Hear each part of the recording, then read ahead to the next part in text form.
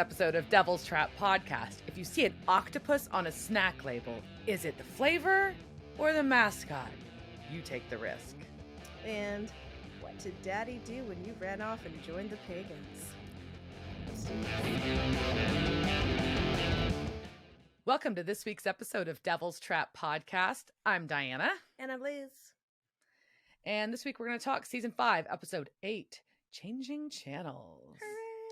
It's here! Yeah! Very excited to talk about this episode. It's going to be so good. We have so many fun things to talk about. So before we get into that funness, let's talk about the funness of Liz and Diana, because we know that is actually why you tune into this show. Clearly is not to hear us talk about a television show or whatever other weird shit. It's just to talk about our dumb lives. So Diana, what have you been up to? I just spent a few days in Nashville for Yeehaw! Americana Fest. It was super fun. It was technically a work trip, but sometimes my work is fun, and I'm okay with that. We got to go to a really cool little bar called Skull's Rainbow Room, and if you watch the video, it's on my shirt. It's a little tiny bar that's been around since 1948, and they have jazz. They've got great cocktails.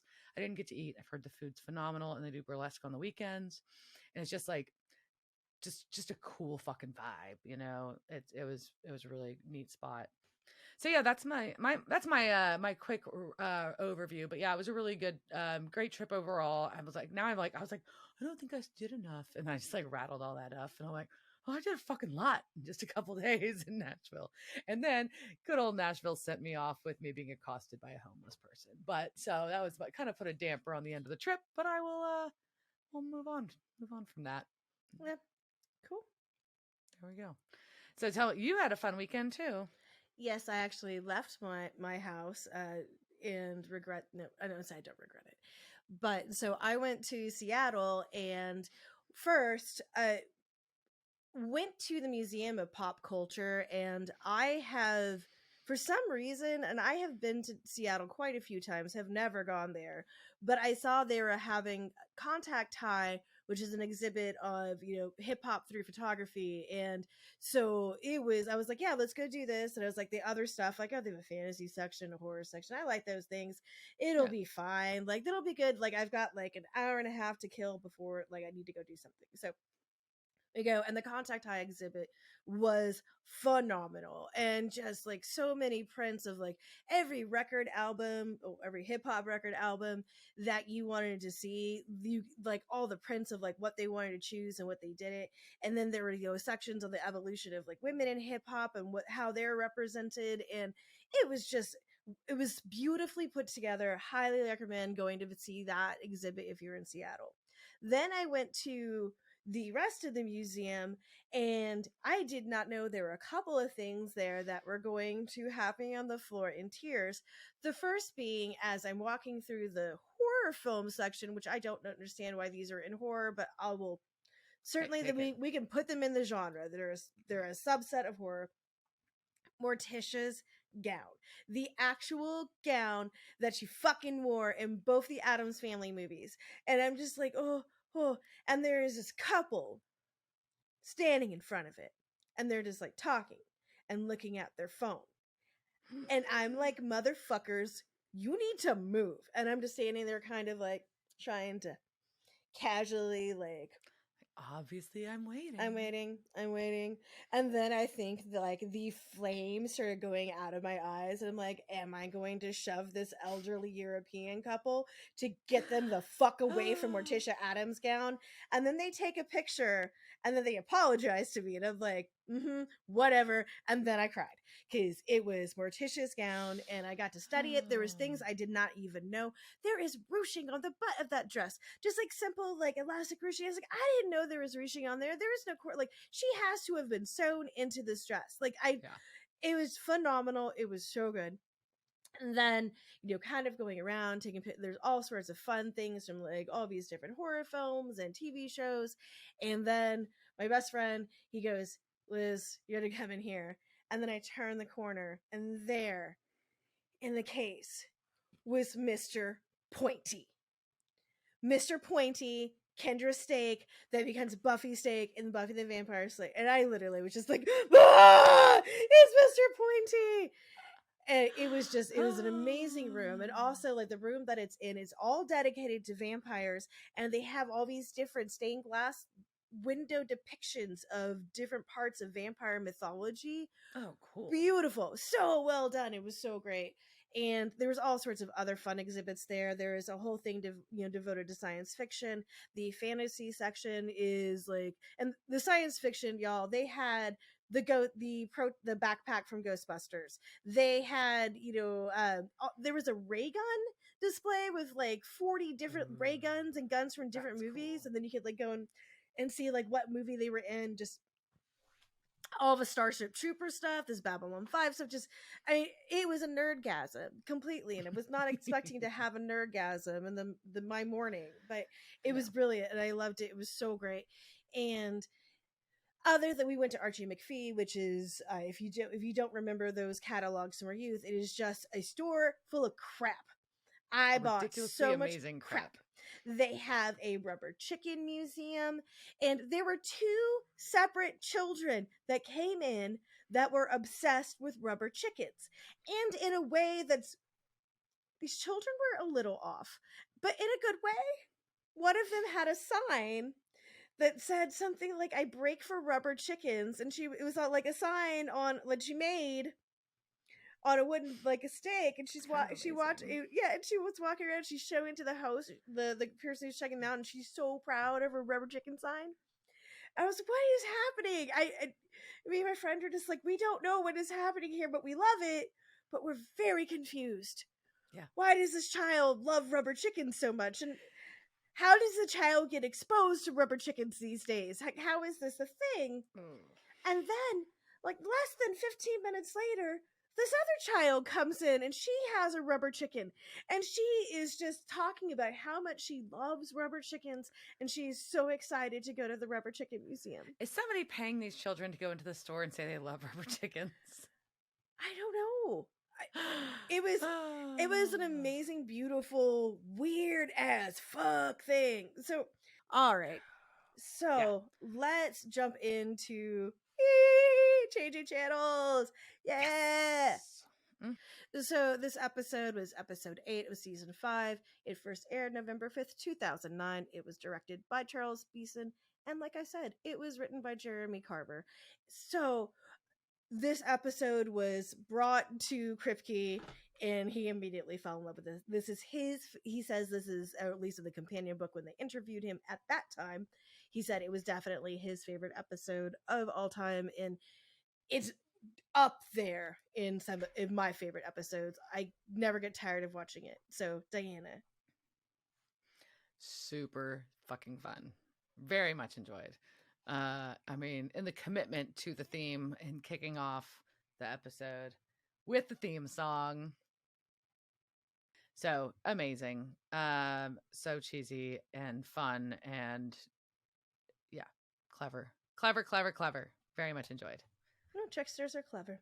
So let's just start talking about it, because that way we can just woo it all throughout it. Get to it. Yep. Yeah. So we're at the Sun and Sands Motel, and we get your first hint as a viewer that there's something different. It does the, filmed in front of a live studio audience, and I'm like, oh, Supernatural is not. So this is something different. What is happening here? And you could clearly recognize that it's Dean's voice saying it. You're like, what? Uh-huh.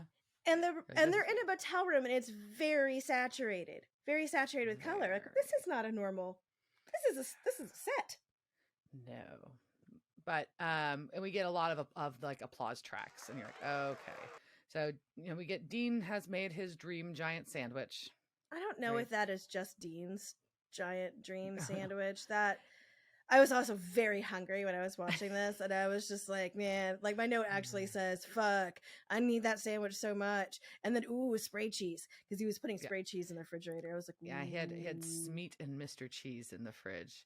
And I just had a conversation about Mr. Cheese earlier when that came on. It was pretty funny. What is Mr. Cheese? Mr. Cheese. Like Mr. Cheese. Like, that's what it said, yeah. So, and we get like the very classic like sitcom entry of Sam walking in, and there's all audience applause. and some real corny dialogue about how Dean needs a bigger mouth. I think there's a little exchange about hey Sam, what's happening? And Sam says, "Oh, nothing. I'm just in the world." They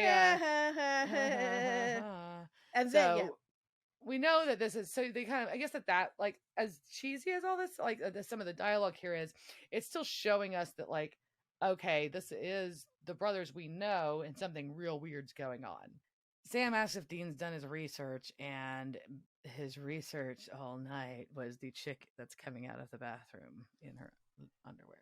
I don't think that is something we would see in 2022 on TV. I think that was No? a little bit exploitative. But then we get our theme song. Right, because, well, we also get our first son of a bitch. Son of a bitch. So Dean says son of a bitch, and then we go into our theme song. Yes. And this theme song is epic. And the intro is epic, with everything from them hunting and a fake ghost to a 2-person bicycle, scooters, football, beers. Like, it's just like the cheesy montage. It is so great. And the scooters that they're riding around in were actually Jared and Jensen scooters that they rode around nice. on the set, which I am not surprised at all. Nice. This honestly looked just like they took outdoor shots of them hanging out on the set. They were having the best time, and it's just adorable. The theme song has such classic lyrics as, when it ends, it says, "When demons come out to play, together we'll face the day." So good, so good. And they also have, they're toasting each other with Tejas beer and beef barn burger fries. God damn, I am so hungry, is what the notes didn't say. Then go into our episode, or I guess the main part of the episode, or the intro of the episode, really. It's Wellington, Ohio, 2 days earlier, and where it's a hospital. And there's all we're seeing is a doctor, 2 doctors making out, and then it slowly zooms out. We realize it's Dean watching this on TV. But yes, he's sitting around in his suit watching Dr. Sexy MD, and Sam gives him some shit, and then they decide to go about watching that show because Dean's like, "No, of course I'm not a fan." He's a fan. And they go to the sheriff's office. They are investigating a bear attack. And Dean's just like, it's what? So do bears just normally like chase people like through the woods and up the stairs? And the sheriff is just so into great. Their bedroom. Into their bedroom. He's like, well, it depends on how pissed off that bear is. And I'm so like, great. Not wrong. I'm like, yeah, okay. Yeah. But he had the whole Mr. Randolph is the one who was killed, and Mrs. Randolph witnessed the whole thing. But she's confused apparently about what she saw, because she doesn't think it was a bear. In her interview, she's very distraught. As you would be. And she's trying to convince herself that, yes, I saw a bear. Clearly I did. And when she gives her answer, it's not what the boys expected. I think they were expecting to hear like a werewolf or, a rougarou. But what does she say instead? The Incredible Hulk. But she knows it's crazy. And like Dean goes, Banner or Norton? And she said, those movies were terrible. The TV Hulk. Lou Ferrigno. For nerds out there, Diana meant to say Banna and not Banner. It's fine. She clearly knows that the difference between the Incredible Hulks. Don't come at her. Okay, so sorry. But also Norton was terrible, and that is so great. This is also where we just start. I think the writers just like, we're gonna throw shade at everything. Everything. Yes. Just like this episode is so much shade. The whole episode. It does. So we cut back to our motel, and in there, Dean is reading an online newspaper of the Wellington Guardian with a very detailed description of the local man killed in bear attack. And the sheriff is quoted in there as saying, "It's like the bear was up on its hind legs. You can almost see the shape of him as he came through that door. Would have been at least 6.5 feet tall up on his hind legs." So the sheriff is quoting in there, basically like, nope, bear. Must be bear. Only a bear. Yeah, but Sam went to go check it out, and he's like, yeah, this is a giant hole where the door was. And it's very Hulk-sized. And, guess what? Mr. Randolph has a rap sheet for a lot of issues involving anger management. He was not a good dude. No, so he was a hothead. Killed by the TV's greatest hothead. Does that not sound like Just Desserts? Oh. And of course, Sam also happened to find some candy wrappers. So what do we have? Who has a sweet tooth and likes ironic punishments for people? Trickster. Yeah, Trickster. So exciting. And we know Liz is very excited just in general about tricksters. And this is a fun episode. So it's a double whammy. Double whammy. But our whammy gets taken down because Dean says that he's wanting to gank that fellow since the mystery spot. So we have another sighting of the gank. Meh. No ganking. Don't gank the trickster. But Sam's like, maybe he can help us like prevent the apocalypse. So maybe we talk to him first. Which is not a terrible strategy. Honestly, I think it's finally like, hey, at least they're farting. At least they are starting to actually, instead of just running around and like being reactive, at least they're doing this is strategy, right? If this is war, like the angels keep saying, you need to have a strategy. So I am here for at least to consider it, right? It's on the table. Our brother's sitting around listening to Police Scanner, waiting for a hint of something that could be trickstery. So they're like, okay, well, they hear some crazy shit. They're like, oh my God, they're at the paper mill and it's insane. I can't even tell you what's going on. Send everybody. But it was a trap. Of course it was. Right. And they go to this warehouse. Which, by the way, I'd just like to point out another supernatural abandoned warehouse sighting. They found another abandoned industrial site. This also looks kind of like one they've used before, but that's all right. It is, because we get a quick view of Trunk as they're taking out their stakes and flashlights. Yay, Trunk. Mm-hmm. And then they enter through door number 4, and door number 4 does appear in season 2, episode 18, Hollywood Babylon. That's right. As the door to Hellhazers 2, the Reckoning set. Spoiler alert, we'll see the door again. It's a special door. I love the fact this door is just sitting around a set somewhere in Vancouver. All right, so they walk through the door, but they don't end up in an industrial warehouse. No. Suddenly they're in scrubs and white coats and they're in a hospital. And they both have doctor name tags on. And they look back at the door. Doctor? And they open the door that they came through, look back behind them, and it's a closet with people making out. And Dean very quickly realizes, as a petite doctor comes up and slaps Sam in the face, that they are in his TV show, Dr. Sexy. So did you ever watch Grey's Anatomy? I have seen episodes once upon a time. Like, I didn't ever watch religiously, but I have a general awareness of it. How about that? Okay. I have seen Grey's Anatomy a few times. All the time. 15 seasons. But I also have stopped watching it. I stopped the last season because I just couldn't take it anymore. Damn you, Meredith Grey. This is just too much. But if you watch a likable character, so it lost me. Go ahead. I'm sorry. Yeah, they kept because it was such a long show, and they kept taking off the characters that I really like. But so, as Dean is pointing things out, you're starting to realize that we are in a parody of Grey's Anatomy. So we have Dr. Ellen Piccolo. It's the Seattle Mercy Hospital. Mercy Hospital is actually in Grey's Anatomy. Yeah. Dean is recognizing characters because he's a fan, like Diana said. And so he's called oh, that's Dr. Wang. And that's Sandra Oh's character, Christina Yang. And they also then point out there's this guy sitting on his bench in this fucking robe. And they say that, oh, that's Denny, sorry, I forgot what he called it, Johnny Drake. But if you look at that, this is exactly a copy of Denny Duquette, aka the character played by Jeffrey D. Morgan, aka John Winchester. And so it's even funnier that now we're poking, not only we're poking fun at the characters that were on the show. Meta. Yes. That's amazing. That's some good meta. Sam guesses that the trickster has put them into a TV land world at this point. But Dean's like, yeah, that doesn't really fucking make sense, because this isn't really the TV show, because the TV show has TVs and or cameras and actors. This is kind of bizarre. But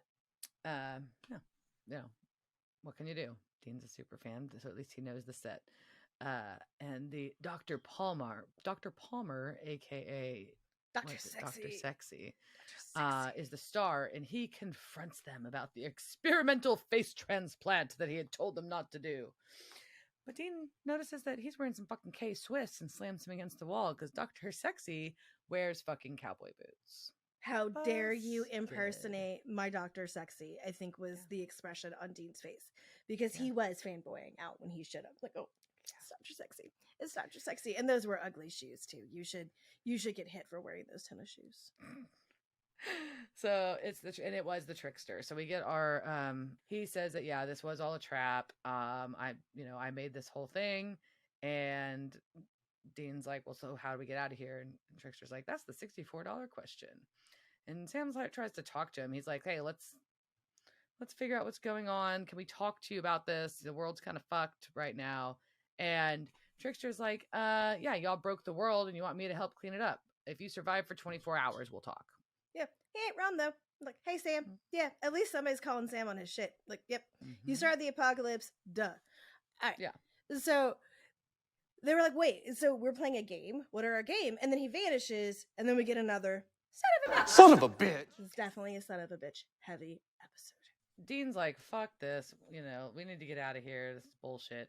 And the female doctor approaches him again and slaps him. So at this point, she's like, he's trying to explain that he's not really a doctor. And she's like, you're the finest cerebrovascular neurosurgeon.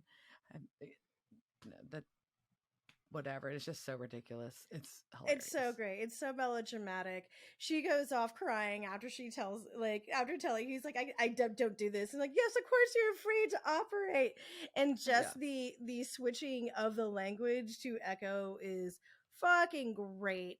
But then remember earlier when Dean was getting yelled at by Dr. Sexy for not doing a face transplant?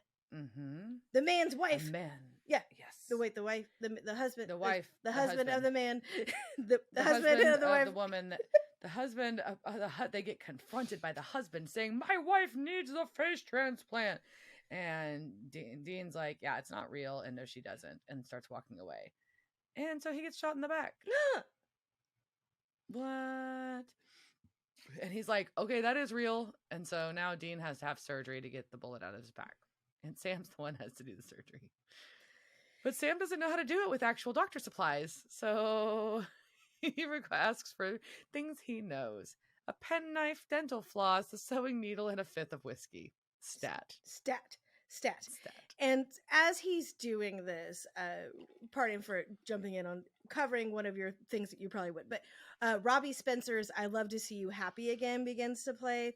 And part of this is because they're making fun of how much Grey's Anatomy uses indie pop music in each episode. And Kripke really hates that type of music. And in an early draft of the script for the Supernatural pilot, he wrote, cue music and you can take your anemic alternative pop and shove it up your ass. Dean plays bass thumping pile driving Zeppelin and he plays it loud. That is from the Supernatural wiki. And I just thought that was hilarious. But they also, they shared a music supervisor with Grey's Anatomy, Alex Patsavas. And so she made sure they had the perfect songs. And he said, he thinks a few of them may have actually been in Grey's and that they used them here. So they're really doing this fantastic job of just like really mocking this and going all in. They're all in. Yeah. That's half of why this works so well. If they weren't so committed, I don't think this episode would have been as brilliant as it was. It would have just been like falling flat. I mean, if they hadn't given it this much commitment. Yeah. And I think it's really interesting. So like the transitions from each scene are kind of abrupt because we get a scene change now and they're no longer in the hospital after the successful surgery by Sam. And we see through Dean's eyes looking at the floor while he's finishing his surgery. And they are now on a Japanese game show. And there is a man in a very sharp sharkskin suit yelling, "Let's play Nutcracker!" Yes. And so now we see both, it's a lot. Sam and Dean are both standing up in kind of like these weird like platforms with their feet strapped into, I was like, they're strapped into ski boots. But there's also a ball on a lever aimed at their dicks. Nutcracker! And there are two assistants to the host. And I wasn't quite sure what to call them. Horny devils, because they have little devil. They had devil horns and white go-go boots. I don't know. and very little else. There is a lot of women's skin in skin. this episode. Just saying. Well, that would be on brand for the trickster. Fair. Good point. But the host has a bunch of cue cards with questions and things on them, and he says that they're going to play a game and ask Sam, name the demon you chose over your brother, basically. But Sam can't hear that. Like the audience can see the subtitles, but it's in Japanese. Yes. And he's like, what do I do? And the clock is counting down, and we don't know. And the answer the host reveals is Ruby as the clock runs out and the lever unleashes and the ball on the end of it goes straight into Sam's dick. Well, technically, it would go into his nuts. I guess his wang would be there too. But Jensen thought that this whole scene was hilarious because in the past few seasons, he kind of has been getting a lot of brunts of the practical jokes on this set. Right. But Jared said he did wear a cup just in case because he didn't want to get kicked in the nuts, even though this did not obviously hit him. But just in case. Right. And I understand it. Well, I don't because I don't have junk. But if I did, that would be. I prefer not. Yeah. So I also just love a Japanese game show because they're fucking ridiculous. Yeah, they're crazy. So we're gonna play a game. Oh God. Diana's like, "What the fuck is Liz doing to me now?" All right. I'm gonna play a game. Are you ready for a game? Yes. Game show or not game show? Or I guess I don't know. I'm so terrible at naming these things.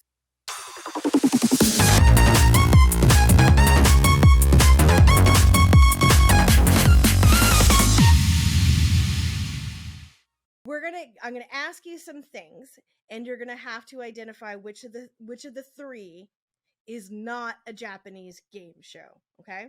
Number 1. Man eats spaghetti in a dryer. So the gist of this is players take off their clothes, their underwear stays on, and get into a dryer. They are given a bowl of spaghetti noodles and chopsticks. The dryer gets turned on, and they have to finish the noodles. All right, so man eats spaghetti in dryer is the first one.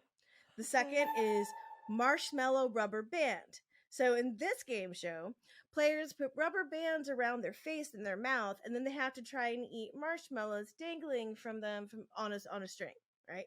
Okay, so that's number 2, marshmallow rubber band. Third choice, is it food? Players have to choose between which food is normal human food and which is cat food that's made to look like human food, using like the sushi sculpture and all the stuff they do in Japan. Okay. Which of those is not an actual Japanese game show? I mean, I would believe that any of them are.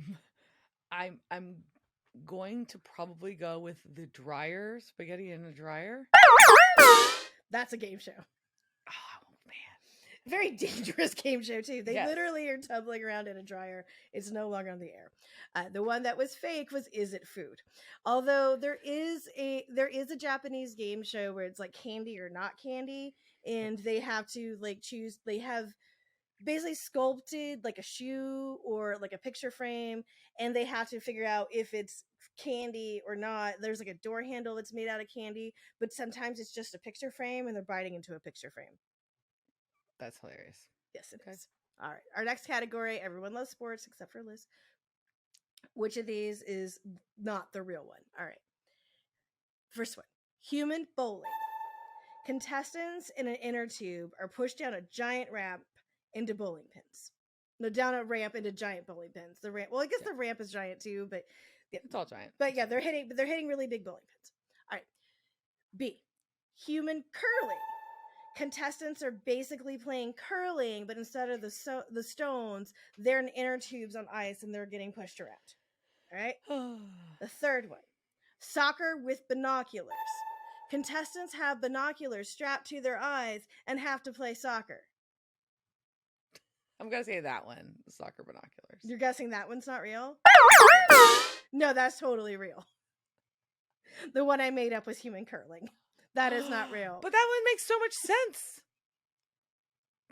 Like, making sense is not the object of a Japanese game show. Okay. All right. So This is okay. Instead of the American version of the Newlywed Game, Japan has come up with a better version, which is real. I'm going to give you this is just two choices. All right, the first is kiss and tell. A woman has to identify her significant other by his kiss. Her partner and a random selection of other men put their lips into holes in the wall, and she has to identify which is her man by sight, touch, or taste. Or is it the bum game? A man has to identify his significant other by her butt. The woman and a bunch of models put their butts in holes in the wall, and he has to identify it by sight, touch, or taste. Those are both upsetting. I'm just saying. They are. I'm going to say that the butt one is the not real one. That's the real Okay. one. Damn And it's really they just basically grope women's butts and bite them and eat them, and it's very off-putting. Unfortunately, yes, that was a thing they made. All right, this one I can't even put these in a categorize. These are just like random game shows. Which of these is not real?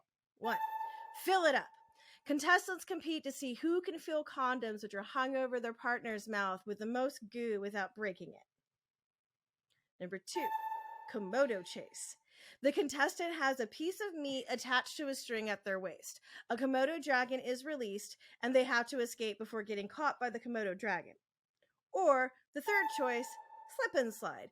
A man is covered in basically lube and has to make his way across of oiled women in bikinis.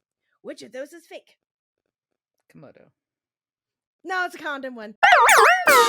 I made it the condom Okay. one. But yeah, there actually is one where a woman was getting chased by a fucking Komodo dragon. They're real fast. They're real fast. That's not safe. For such It's a not sexually repressed safe. Culture, it's a very repressed culture to have such, like, in a lot of ways, like, to have, like, such explicit stuff, too. It's very bizarre. Yeah. All right. And so our last one, all right? Mm-hmm.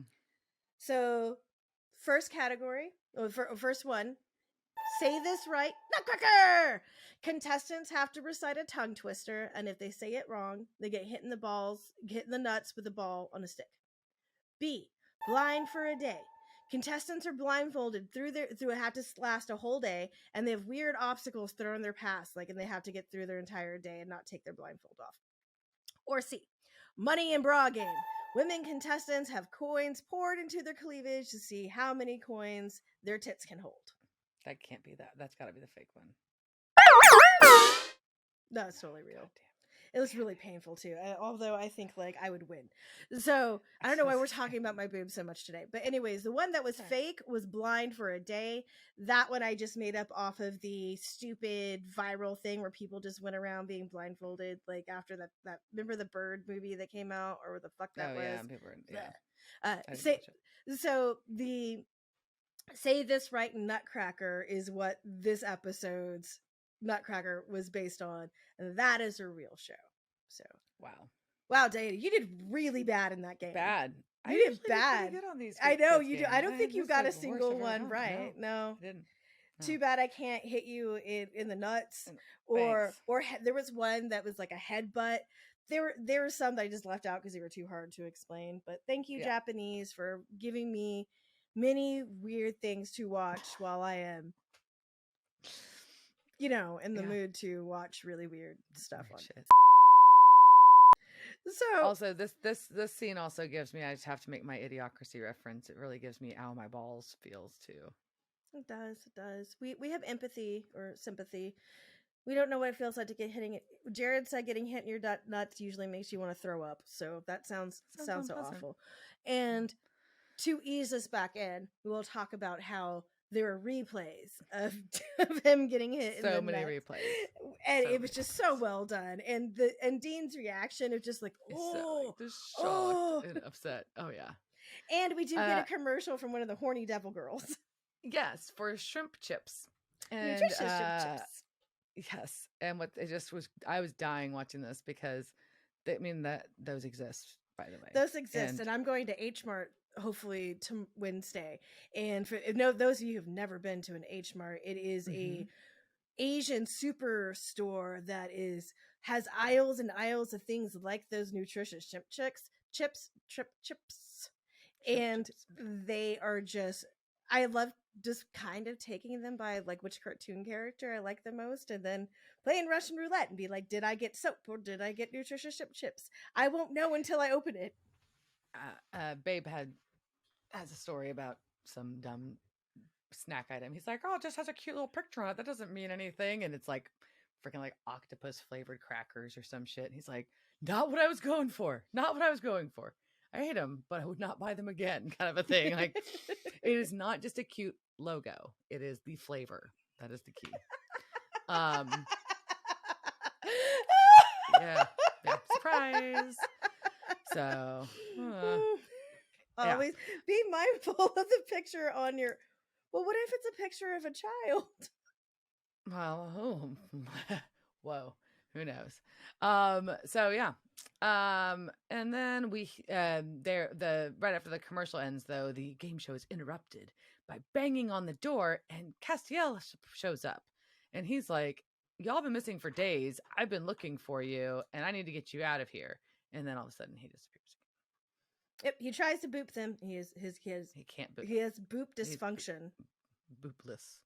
And I couldn't figure out how to explain what happens every time he vanishes. It's basically it's a static and like an 80s or 90s movie effect. Like it's just, you can tell it's like pixels going out. So it's still in brand with the show. I like the way he disappeared.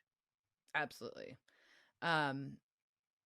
Yeah. So, and the host then says in English, Mr. Trickster does not like pretty boy angels. Oh. And then starts to ask Dean his next question, and asks him if his mother and father would be alive if his little brother had never been born. Oof. Yep. Oof. And the countdown starts. And so Dean's about to get hit in the balls too. Right. And Sam's just like, we should play along. And like, but Dean's like, play how? Yeah, play the game. He's like, how? And so right at the end of the countdown, he hits the buzzer and says the answer is yes, but he says it in Japanese somehow. Somehow he can speak Japanese, and he is declared the Nutcracker champion. Yay! So now they know they've got to play by the rules to survive. Play the rule, we survive. But for how long? How long can we last? How many times will I get kicked in the balls? We'll find out. Well, luckily they don't have to get kicked in the balls in this way again, because now we cut to a commercial, and it is there's a woman doing yoga on a pier, and she shares that she has genital herpes. We cut to an older gentleman who says the same. Cut to Sam playing basketball, and he is not thrilled that it is now his turn to play his role and say the same. Yes, and he is shilling her pexia. There is a great voiceover from Dean who says, I just want to make a parody show of all of these things, but patients should always consult with a physician before using Herpexia. Possible side effects include headache, diarrhea, permanent erectile dysfunction, thoughts of suicide, and nausea. Yeah.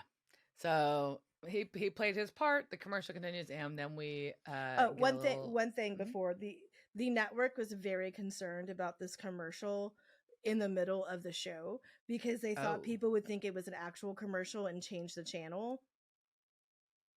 Huh. But the show stood behind it and said no, we were going to have this in here anyways because it's hilarious. I think also stop being stupid. Yeah. I mean, we do have to see a lot of freaking commercials for pharmaceuticals, but that's a different conversation for a different day, different podcast.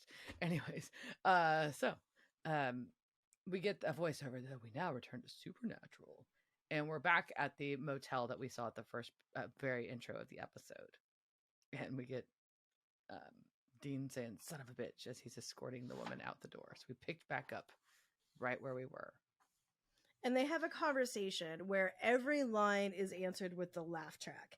And they're clearly annoyed at this, but also just kind of playing along. But Cass shows up and he's clearly been through some stuff. He's been through some shit. He's a little beat up looking.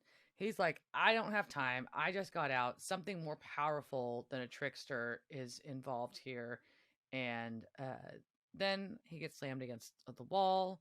as our trickster enters. And he also gets duct taped. So he gets that across his mouth so he can't say anything anymore. And then we get to sort of the gist of why, I don't know why I'm saying the gist so much today, but we get into the meat of why this is happening. Because it's a metaphor. Why is the trickster? It's a metaphor. The whole thing is a metaphor because the trickster wants Sam and Dean to play their parts, play the role. What roles does he mean? The TV roles? No. He wants them to be the vessels that they've been asked to be. What? So was this a surprise moment for you? Big time. Yeah, he's like, that's you got to play your roles out there. Sam is Lucifer, Dean is Michael. It's celebrity deathmatch. He's like, but the world will end. He's like, yeah, but you already started it. It can't be stopped. Let's get it over with. And Dean's like, but what side are you really like? What side are you working for here? Heaven or hell? He's like, neither. But Dean doesn't believe that. And so Trickster calls Dean an arrogant dick. And this is the reason why, or one of the many reasons why while he may be a co-host with Rob Benedict is an arch nemesis of the podcast, but Richard Speight is fine because this is so fucking hot and works for me in every way. Because he just gets all like a super daddy on him. He's like, listen to me, you arrogant dick. I don't work for any of those SOBs. And then he like slams him up against the wall and he grabs him by the collar and he's all up in his face and he's like, don't you ever presume to know what I am. And it's just like, whoo, oh boy, and he's like, fanning yourself over there. Yes, it's like, you're gonna suck it up, you're gonna accept your responsibilities and play the roles that destiny has chosen for you. Yes sir. Ooh, yes sir, I will obey you. Thank you. May I have another? This is just, it's so good. It's so good. Or you can stay in TV land forever. There's 300 channels and nothing's on. So our new daddy leaves, Zaddy, whatever you want to call him. He snaps his fingers out and oh crap, we're in CSI. And this is another reason of them just mocking everybody because both Grey's Anatomy and CSI Miami, I'm not sure which CSI it was at that time, were on during their time slot. So they were competing against them for ratings. So it's even better. It's even better. No. And there's a dead guy on the ground. He's got blood on his stomach. You've got your really obviously labeled with jackets coroners and forensics teams and all that. And our Winchester brothers are standing there in suits and sunglasses at night. And Dean says, only no talent douchebags wear sunglasses at night. Ow! Ooh, burn! So Dean's pissed though. He's like, I hate this game, a freaking procedural cop show. I hate that even more than the game we're stuck playing, basically. But Sam's like, oh no, he thinks he spotted somebody, so he's like, just follow my lead. But so they burn procedural cop shows too, because they're like, there's 300 of them on television, and they're all the freaking same. It's plane crashed here. Oh, shut up! And I was like, oh. And and sometimes I like procedural cop shows, but whatever. It's all right. So you watch a lot of SVU in your world, I think. So I do. I love SVU. So great. Yay, Benson. Or Law and Order in general. But anyway, so they put their sunglasses on and they go play the part, and they play it well. It is fucking hilarious to watch them as they are obviously mocking some of the actors / characters that have been on some of these CSI series. It was really funny. Very CSI, and they're talking to one of the forensics guys who's eating a lollipop, which is just weird, but whatever. Which is what I think set Sam off to go over there to assume this must be the trickster. But he's like, oh yeah, we've got to start with all like the quips now, it's they're like, oh, he's got ligature marks and a roll of quarters down his throat. And Sam goes, well, I say jackpot. And they then point out the Dean stab wound. pokes a stab wound with a stick, which Mhm. I thought was fucking hysterical. Yeah. And then he says, well, I say no guts, no glory. Mm. And Sam replies with, get that guy a Tums. Dean, gutterball. And then the Who starts playing during all of this, which is very yeah. it's so great. And this tech is cracking up, and then Dean stabs him. Yeah, with the big stick, because they think it's the trickster. Well, we think they think it's the trickster, but it's not. It's not the trickster. They were tricking the trickster. Yeah, because then a cop behind them starts laughing, and he's like, "You got the wrong guy." And Dean's like, "Did we?" And then Sam's behind him and stabs him with the stick. Y'all are one step ahead of him. And everything goes back to normal. And then we're back. And they're back in the paper mill or whatever it is, and our trickster's on the ground, and he looks dead. He looks dead. Yeah. So we see they're back at that motel, and Dean's trying to he's like, man, I really worried about Castiel, and he's talking to Sam, but Sam's not there. So Dean goes looking for Sam, leaves him a voicemail, gets in Baby, and then he hears Sam's voice. Because it's not Baby, it's the Sam Paula. Dun, dun, dun. Sam Paula. That is what the fans have dubbed it.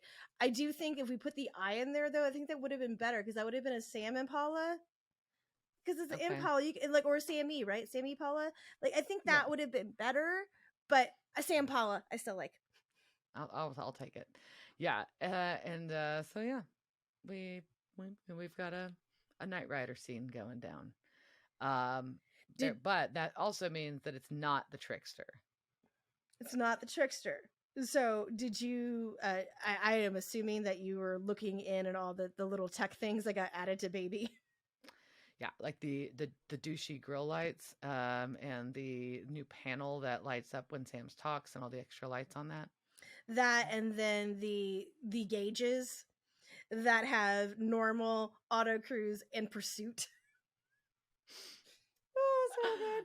And the other ones are typical. There's there's alt aux, but there's a satcom on there, which I'm guessing this is exactly what what Knight Rider looks like, but I can't remember Knight Rider. I watched it, but I watched it as a freaking child, and I don't remember it. I don't care enough to go back and watch it. Oh, David Hasselhoff, I'm sorry. I don't want to watch Knight Rider anymore. Sorry. But now Dean thinks he has figured things out now that we know that it's not the trickster. And so he's like, let's go. And he's got a plan, and he goes and rustles around in trunk for a bit. Only it's not Baby's trunk, it's Sam's trunk. It's Sam's trunk. It's very uncomfortable. It is. It can be quite uncomfortable when someone is rummaging around in your trunk. Yeah. And then we get and he says ow when he closes the trunk. That was funny. Anyways, so Dean yells to this guy. He's yelling, "Uncle, we'll do it." So he's calling out to the angels. He's like, "Fuck it, we're in. We'll do what we need to do." And for a minute as a viewer, you're like, either he has a plan or they're fucking saying, "Fuck it." Maybe they don't have a way out. So, yeah. And the trickster appears and compliments Sam's rims. Things that really work for Diana or car humor. Car humor. Yep. I was amused. Anyways, so Trickster's like, "Hey, are y'all ready to go?" And Dean's like, "Not until Sam's got opposable thumbs again, duh." And Trickster's like, "Yeah, it really doesn't matter though. Lucifer's going to ride his ass either way." That's a choice of words. That is a word choice. It's a definite word choice. I mean, but anyhow, so I just don't even. I was like, what? Yeah, and yeah. So all of a sudden, Sam steps out of Baby because he's back to being human Sam, not car Sam. He does. And so Dean's though asking the trickster. He's like, "Why didn't the state kill you? Maybe you're not the trickster." And Sam drops his Zippo on the ground. where Dean has cleverly already dropped a ring of holy oil. And oh shit, they trapped the trickster because he's an angel. What? Now he's trapped. Yep. And so now we are back in reality. We're in the In the warehouse, mill. and he wants to know where he got the holy oil. And he did not say, I got it from a weird hipster guy in Jerusalem, which we all know his boyfriend went there to get it for him. But instead, he says that he pulled it out of Sam's ass. Yes. Yes, he did. Yes, he did. And they called him out because, and Dean's like, yeah, it was obvious. You got so mad talking about Armageddon because that was our dead giveaway of that you were an angel instead. And ends up it's Archangel Gabriel, who became the trickster as his own form of witness protection, because he didn't like watching his daddy and his brothers fight anymore. So he said, fuck this, I'm out. And he yeeted out of heaven. He yeeted out of heaven. A couple of things too, like I did think when they were going through that, they were getting to Gabriel, I all of a sudden got that's not my name. That's not my name. Like that's what I started getting. They call me Gabriel. That's not my name. You know. I was taking a sip of my soda and I didn't want it to come out of my nose. But also, I did want to have, I think that this needs to go on a t-shirt for me, but what did Daddy say when you ran off and joined the pagans? That is such a good line. But he does respond back with that Daddy doesn't say anything, which means that God's still a no-show. So we still, even he doesn't know where God is. So we're getting a little bit kind of more of the backstory getting woven into this. And then he gets very upset when Dean calls his brothers heavyweight douche nozzles. Yeah, he doesn't like that. He's very defensive of his brothers. It's kind of like a weird, like, he ran away. I don't know. Like, his backstory is a little bit convoluted. It's kind of bitch made shit. That's what I can make you so being that I can break his backstory down a little bit better just because they're kind of dancing around it. However, what I think they're saying here though is that you always defend your family. My family's shitty. Anybody talks shit about my family, I'm gonna beat the fuck out of them just because it's my family, right? And so he's pissed off and upset because they're little bitches, but only he's allowed to call them little bitches, right? And he just couldn't take watching his family fight over and over again, and so he went into WITSEC. Does that make more sense? I guess. Because otherwise it just sounded like like he was being a bitch. Well, also they're angels and they're little bitches. Like I think this show is so he full kind of was kind of like they're fighting. I don't want to be here and I don't want to deal with it, so I'm just gonna go hide. But also makes me sad. So I'm gonna go hide. Yeah, valid choice. Sometimes you go hide, and he just wants it to be over, and I can kind of get that though. Just like he's like, no, I don't. He's also lived for a long time. This also goes back to like I don't like with like last episode we were talking about immortality. I'm like, oh, that sounds fucking. Like, I don't want to get old, but also living forever sounds terrible too. I'm like, pass. Did you watch the end of The Good People? The Good Place, not The Good People. Not The Good People. Oh yeah, no. Yeah, The Good Place, where they really delve into that kind of that idea about So, but we also get into some huge story canon here because while he wants to be over. He also blames them for, and I kind of, he blames them for starting it, but then he goes into this huge sort of revelation. Yeah. And he's basically tells them that it was two brothers that loved each other and betrayed each other. And that's what Michael and Lucifer were. And that's why Sam and Dean have been destined since like for all time to come around and eventually be the vessels for Michael and Lucifer. Michael was the elder, loyal to his father. Lucifer was a little brother, rebellious of dad's plans. And that's Sam and Dean. And that is why, from the quote, I guess, is from the moment dad flipped on the lights, we knew it was going to end with you always. What? Whoa. I didn't like their use of always there. They should have not used that because always like that when it's just dropped like that is a Harry Potter thing. That's my thing. Go ahead. this was before that book came out. So at least the one where he says always, this was published before that. So maybe Rowling took this from them. Who knows? But this idea that Sam and Dean are beyond special, right? They're not just hunters. They're not just vessels.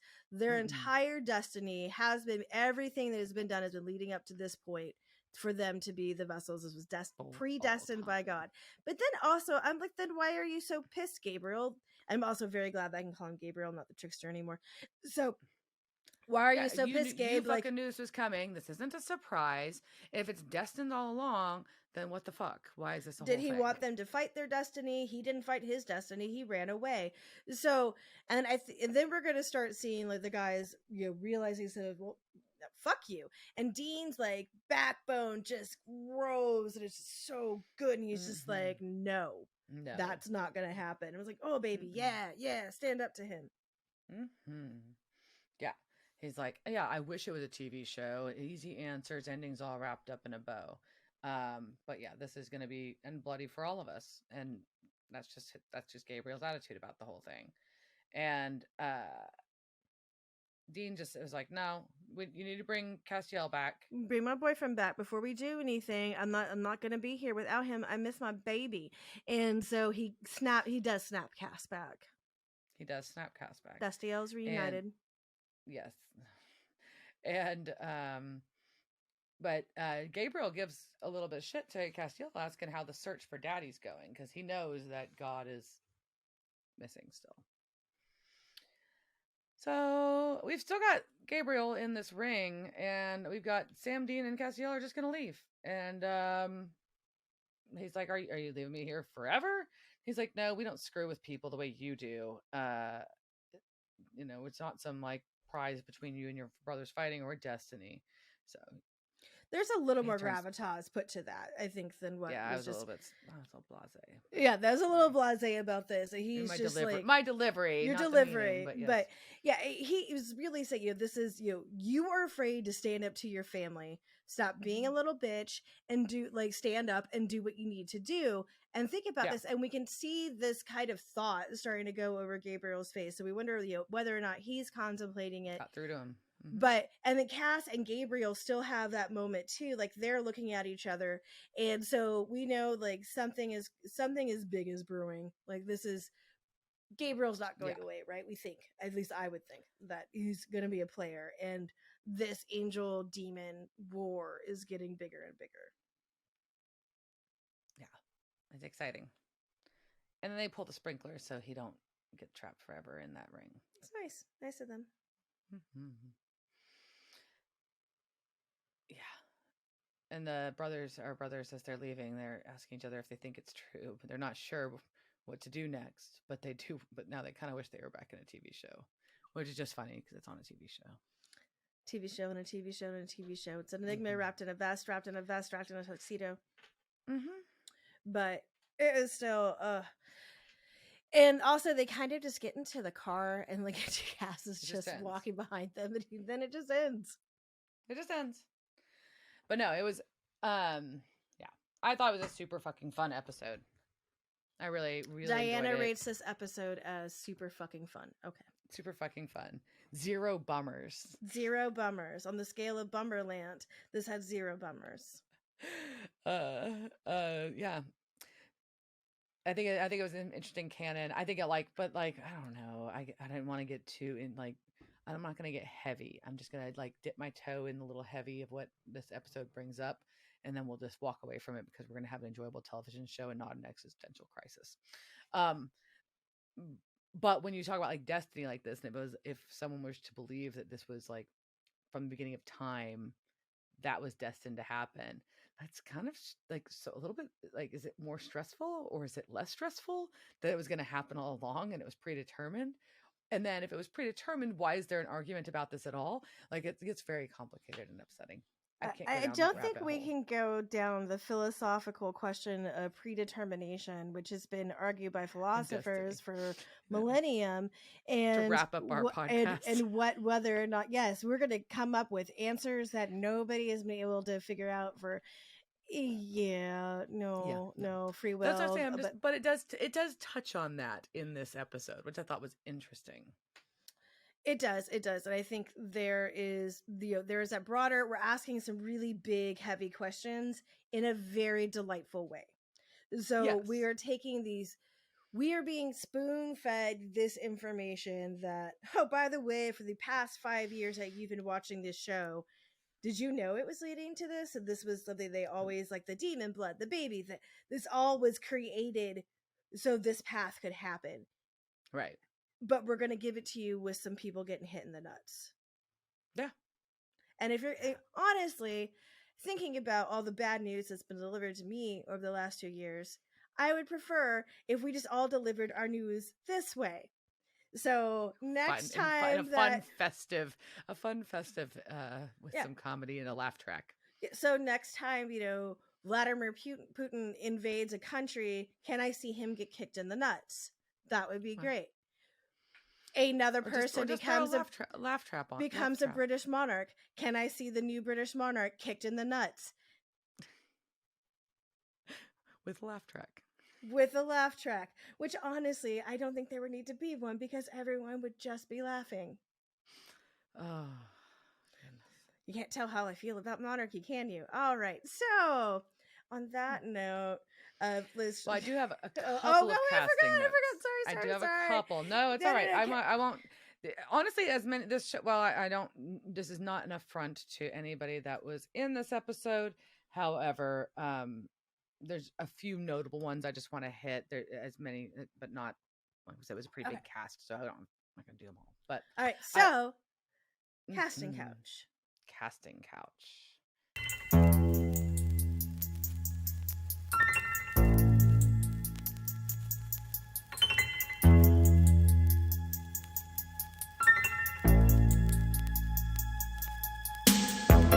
Casting couch. It's the casting couch. Were they on that show that time with that guy? La la la la la la la la la la la. Dr. Sexy was played by Steve. I'm going to assume that his pronunciation is basic, B-A-C-I-C. And he's just, which is funny, I know. But he was Johnny Phoenix in The Sixth Day with Schwarzenegger. And then he was in Dr. Hank McCoy. So he's a doctor in X2, the X-Men movie. He was in a lot of, he was in Stargate, Andromeda. He was in a couple episodes of X-Files. Just tons of TV and one episode of ER. And I just found that funny. That is hilarious. Our game show host, a Japanese game show host, was Hiro Kanagawa. And he's been in a ton of stuff that we would know. He was the pet shop owner in Best in Show. He was a team doctor on The Sixth Day. It was just funny because it's another thing they were both in. He was in Stargate. He was in Andromeda series. He was Yoshido in the movie War with Jason Statham. He was in multiple episodes of X-Files. He was on the TV show Heroes Reborn as Hachiro. And Professor March in The Magicians. Many episodes. He was Detective Clark in 50 Shades Freed, which, no, I have not seen those movies. Nope. And Lieutenant Suzuki in iZombie. So I thought that was pretty cool. He is a great character actor. Every time I see him, I get very excited. Absolutely.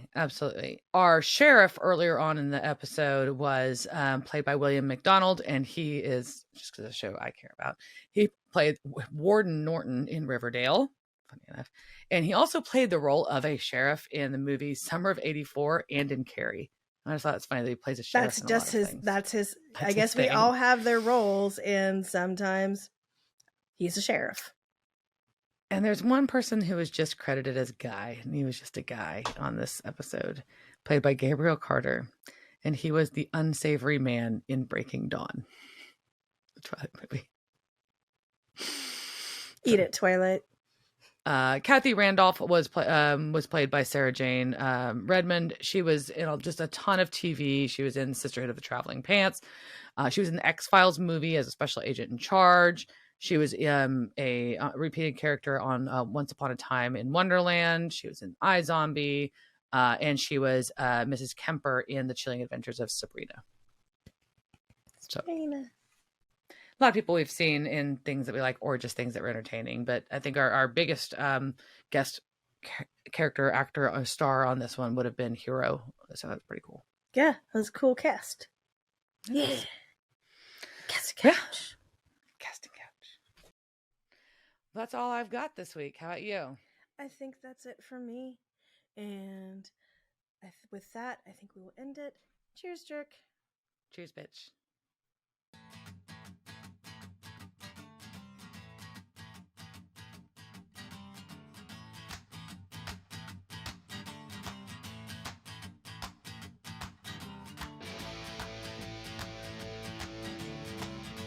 Devil's Trap Podcast is a Don't Get It production. Meow. Devil's Trap Podcast is part of the Ship It Studios Podcast Network. Thanks for listening to this week's episode of Devil's Trap Podcast. You can follow us on Instagram at Devil's Trap Podcast, Twitter at Devil's Trap Pod, or you can email us at devilstrap@devilstrappodcast.com. Don't forget to subscribe, leave reviews, and share with all your friends. We're at all your favorite podcast outlets and at devilstrappodcast.com. I'm Babe. Thanks for tuning in, and we'll see you next time.